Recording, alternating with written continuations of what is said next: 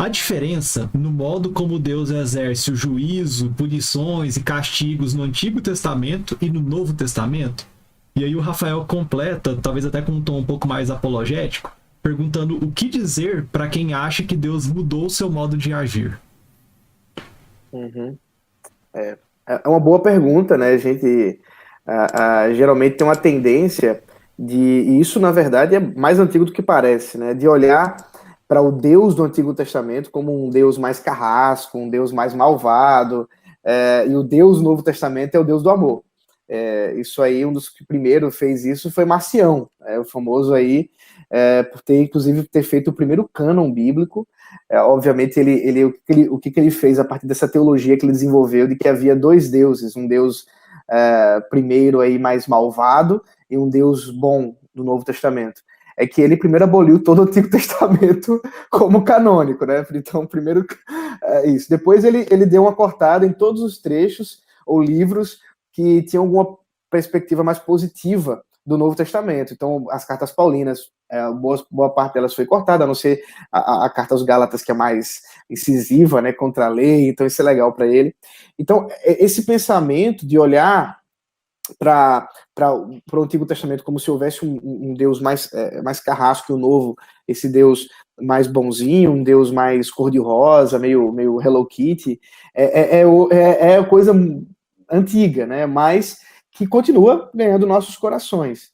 O que a gente observa quando a gente faz uma leitura mais cuidadosa, né? Não apenas de trechos do Antigo Testamento, mas no Antigo Testamento como um todo, é que nós encontramos um Deus gracioso, ao mesmo tempo que um Deus justo. Só para dar um exemplo aqui, né? Êxodo capítulo 20, quando fala do segundo mandamento, proibindo, né, a imagem de escultura, fala ali de um Deus que visita a iniquidade dos filhos até a quarta e quinta geração. Quantas gerações são? Nem lembro agora de cabeça. Terceira e quarta. Terceira e quarta geração. Mas quando ele vai falar da misericórdia dele, até 1000 gerações. Então, você tem um contraste muito claro entre a justiça, por assim dizer, e a misericórdia de Deus.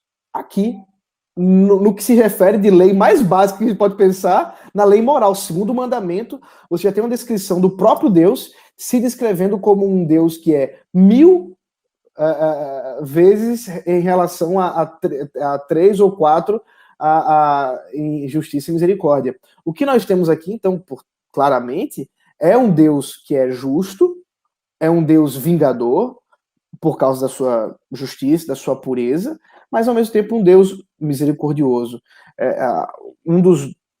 Das mais emblemáticas derramadas da justiça de Deus, da ira de Deus, foi, por exemplo, o dilúvio. Mas enquanto o dilúvio estava acontecendo, Deus também usou da sua graça, salvando ali a família de Noé. Então nós temos a manifestação da salvação, da graça de Deus, inclusive que aponta para Jesus Cristo. Então você encontra a presença, esse caráter de Deus. Agora, talvez a dificuldade para algumas pessoas é ver um Deus que está presente na guerra, né? O Deus dos exércitos, como muitas vezes ele é chamado, o Senhor dos exércitos. Esse Senhor dos exércitos no Antigo Testamento, que é o Deus que protege o povo de Israel, que é o Deus que está com o povo de Israel nas suas batalhas, é o mesmo Deus que está conosco nas nossas batalhas.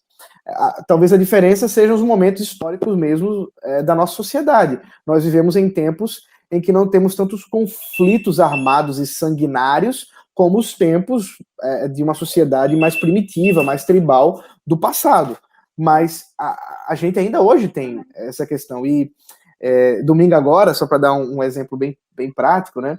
Nós, aqui em Recife, em Pernambuco, não sei quantos que estão participando do curso são aqui da região, nós estávamos com um decreto, inclusive isso foi alterado agora, então, notícias boas, nós vamos poder abrir as igrejas para cultuar ao Senhor a partir de abril, então estamos aí com o coração alegre, mas até domingo passado a gente não tinha essa ideia, e eu voltei de férias e convenci o nosso Ministério de Música a cantar o Salmo 2, genebrino, cantamos melodia lá de Borgoá, né?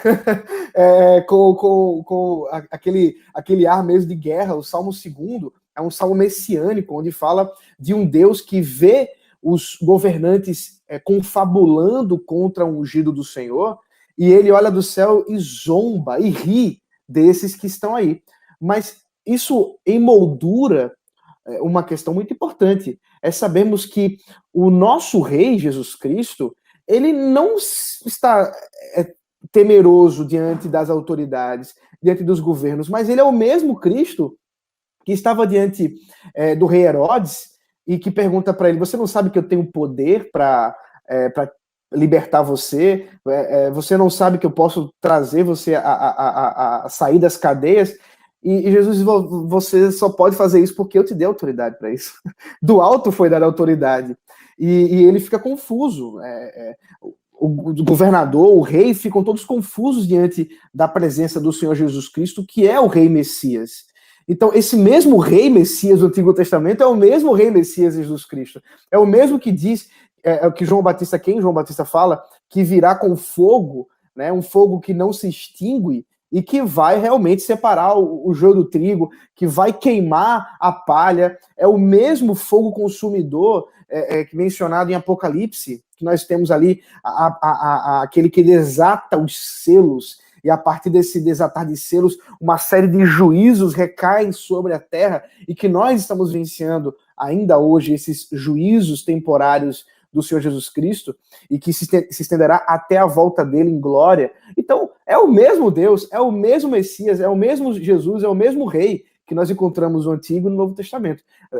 Só aí guardadas as devidas distinções por parte da nossa própria sociedade, mas que nós não estranhemos. O nosso Deus continua um Deus vingador. Ele fala isso, inclusive, em Romanos, quando o apóstolo Paulo diz que nós não deveríamos vingar-nos a nós mesmos, antes amar ao nosso inimigo, mas na sequência, Romanos 13, ele estabelece o Estado como um ministro, um diácono, vingador de Deus. Então Deus continua derramando sua ira através de instrumentos, inclusive através do poder estatal que ele mesmo deu como autoridade. Então a gente pode ver que essa distinção ela não é realmente cuidadosa. Ela é uma distinção muito que pega pontos ali, o Deus que mandou matar e depois aqui o Jesus que salva. Bom, aí você está sendo muito reducionista para toda a expressão do Antigo e do Novo Testamento.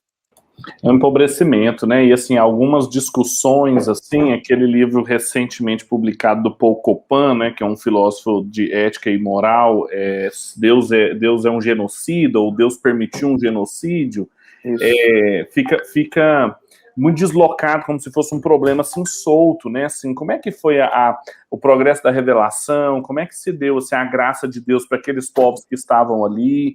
Em alguns momentos, a gente estava discutindo isso no outro fórum, como que a graça comum estava servindo às estruturas da graça especial, da graça salvífica. Em determinado momento, ela foi subsumida no dilúvio, como você colocou, em Canaã, na conquista da terra. Por quê? Porque Deus estava levando os povos a juízo. E o mesmo vale hoje, assim, a gente pensa que a gente vai jogando tudo na conta da graça comum, assim, como se fosse uma gaveta em que a gente vai colocando tudo, e eu gosto muito como o Cornelius Van Til entende isso, e ele evoca, inclusive, o Vos para dizer, olha, a chuva que cai sobre bons e maus, ela cai sobre bons e maus, assim, e os bons, os justos e os justos recebem de uma forma diferente.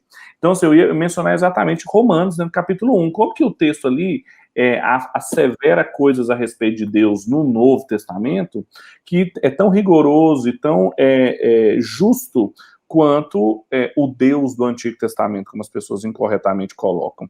Então, são empobrecimentos, tanto de um quanto o outro. Como também a gente fala, o Deus do Novo Testamento é um Deus que é muito mais servo, né? A figura do líder servo. Mas leia o Salmo 23, em que Deus prepara uma mesa para os meus inimigos. Ele é quem serve, é ele quem prepara a mesa.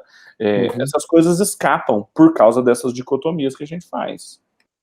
Acho que é um empobrecimento da leitura mesmo bíblica, e que está muito associada à nossa dificuldade de ler o texto por ele mesmo, né?